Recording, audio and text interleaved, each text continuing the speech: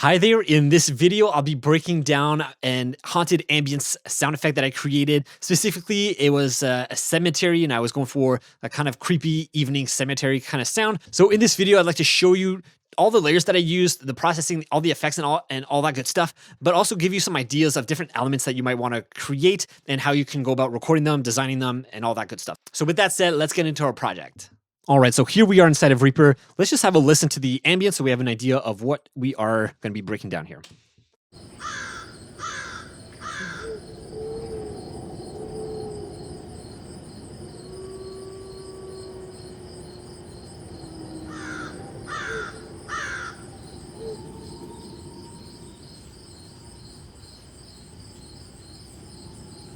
All right, so like I said, a kind of creepy, haunted cemetery ambience. So, all right, so here we go. Let's start with the first layer here. And just to have an idea of what I created, this is it right here. I'm going to just kind of take everything off here.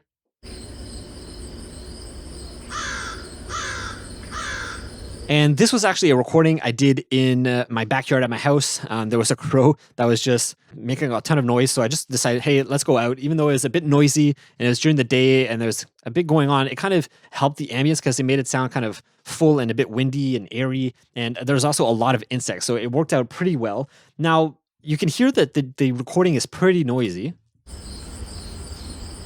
Right? There's a lot of mids, there's lows, a lot of air in the sound in the recording, a lot of wind and noise in the recording. So my go-to to quickly kind of remove that and work on that is M ratio MB. And so you can see here, I like to go to the noise slash tonal section here. And I just brought the noise ratio portion up just a little bit. So that's going to remove some of the noise here. So now if we have a listen.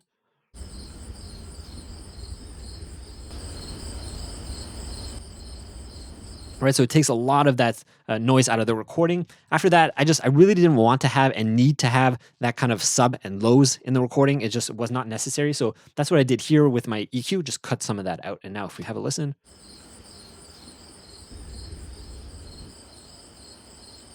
Right, you get this nice quiet ambience where you have the insects, a bit of wind, and you also have the crow, which is perfect for, that stereotypical haunted ambience.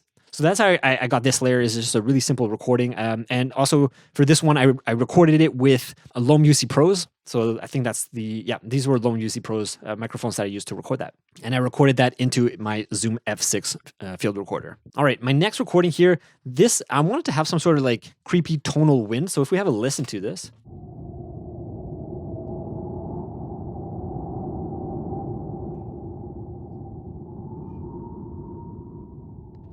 Right. Again, it's a very stereotypical wind where you have that tonal sound in the wind that's just like whistling. And yeah, it makes you feel a bit unsettled, I guess.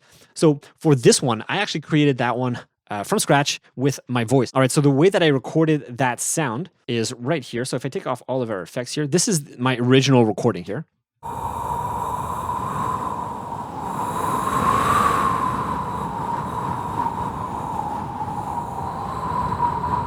Right, so it's just in my microphone here in my studio, and I was just blowing and kind of having a tone to it as well, maybe a bit of whistling at the same time. And then I added an EQ to probably like cut out some of the lows because you don't need those lows and the subs in the sound, especially with that proximity effect. And then I added a dual delay by the kilohertz just to add that kind of sense of space and the tail to the sound, so it makes it feel like it's wind. So that's how I recorded that sound. Now, once it was recorded, what I did is I brought it here inside of Faceplant.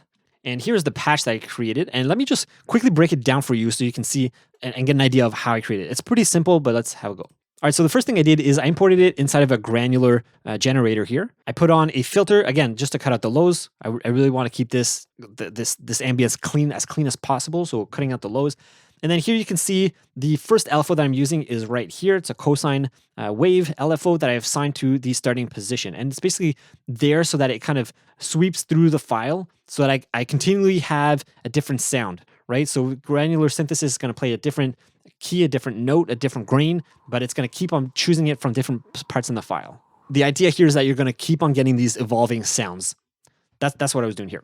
All right, next is I just added some effects, and then that's pretty much it here. So here I boosted the gain here because the sound was pretty low. I was trying to modulate it a little bit with this random LFO down here, but I had brought it down a bit too much. So anyways, I added some gain back in using this because I was still experimenting and I wasn't sure how much I would need or not need.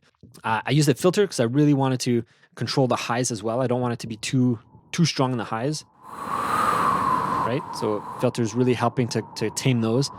And then this other filter is just, again, an extra layer to just really control that peak. You can see I have a resonant peak around here, and I really want to control it. And you can see here I'm playing with the cutoff here a little bit with another random LFO. This is just, again, adding a bit more randomness to the sound. And that's basically it.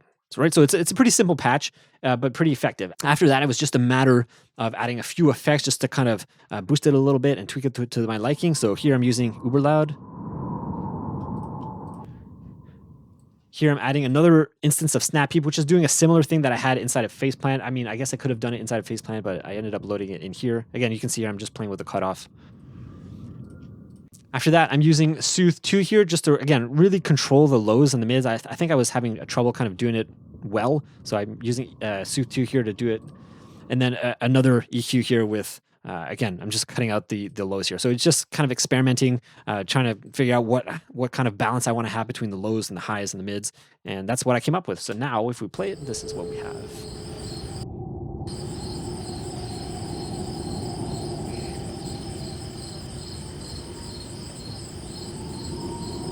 All right, so those were my two sound beds.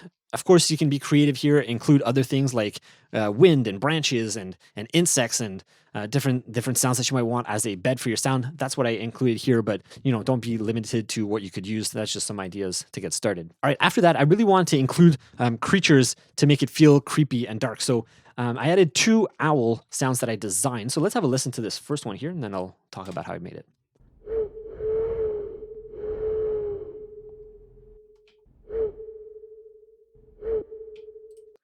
All right, so if we have a look inside of Faceplant here, you can see it's a very simple patch. It's just a sampler because I recorded this, and the way I recorded it was just with my hands. I just cupped them together and was able to make an owl sound. It's kind of hard to describe, but I did make a video about it, so I'll make sure to put it in the cards above. So check it out if you're interested in seeing how I did that.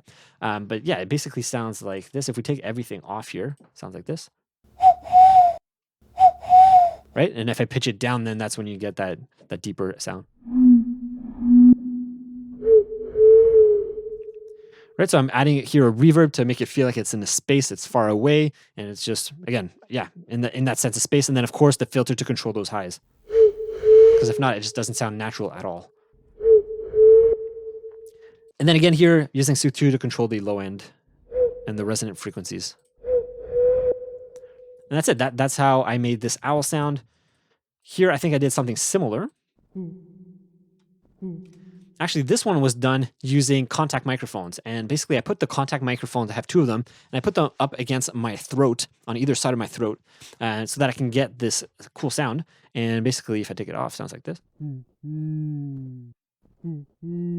Right, so you can hear my voice right there. It's just me talking, but it's recorded through the contact microphone. So the sound is quite a bit cleaner.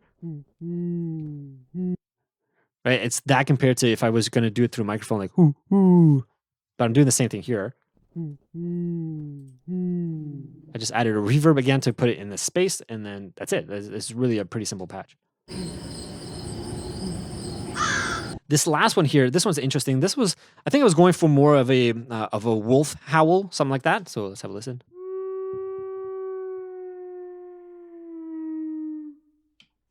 Okay, and the way that I created that here, again, you can see it's a really simple patch, and the reason for that is because it's a recorded sound, and what it was is if I'm not mistaken, it was a recorder.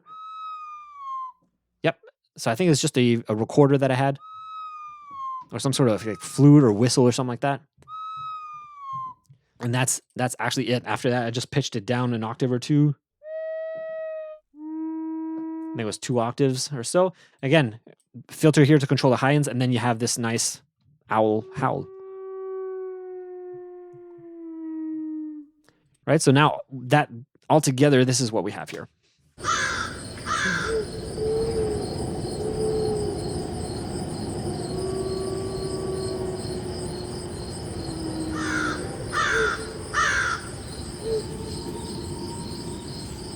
Now, like I said, don't limit yourself to this. Like this, I was happy with this kind of ambience here and I didn't want to keep it going further. But if you wanted to, there's a lot more you can add to it. For example, I wrote down here, you can add some branches creaking, cracking, or just like a rustling in the wind or something like that. Another one you could add that I've added in other ambiences are like bats.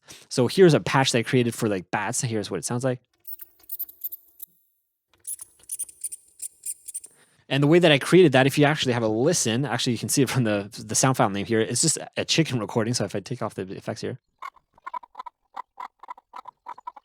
So it's going through a granular generator, so it doesn't sound like a clear recording, but it's actually just a recording of a single chicken that I had recorded at a farm. And yeah, I just put it through here, added some distortion, a bit of reverb, and if I pitch it way up on my keyboard, like up 2-3 octaves, you get this kind of like squeakiness of the bats. So if I play it in context here.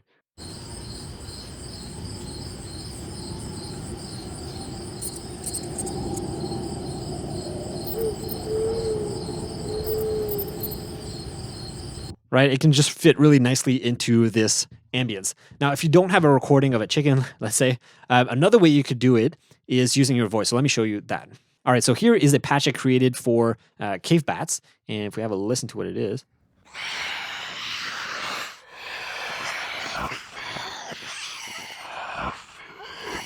So what this recording is just my voice, and I was kind of trying to make it as airy and raspy as possible, and I was just making like weird sounds with it, like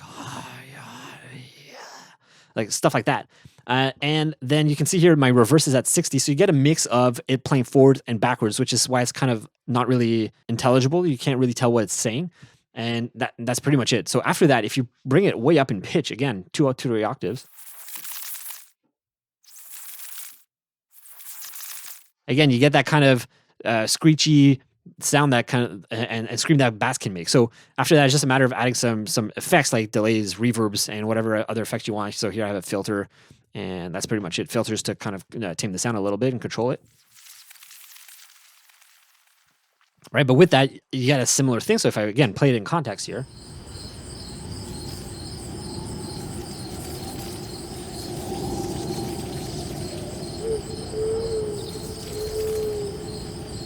Right, it's pretty subtle, but you can get this feeling or sound of bats, which just adds again to the ambience. All right, so I hope that gives you some ideas of how you can create this kind of haunted ambience or cemetery ambience, what to record, how to design it, how to process it, and all that stuff. So if you have any comments, questions, leave them down below. That's it for this video. Thanks so much for watching. And if you want to see another video where I create an ambience, I'll make sure to have it somewhere up here on the screen. But that's it for now. Thanks so much for watching, and I'll see you in the next video. Bye.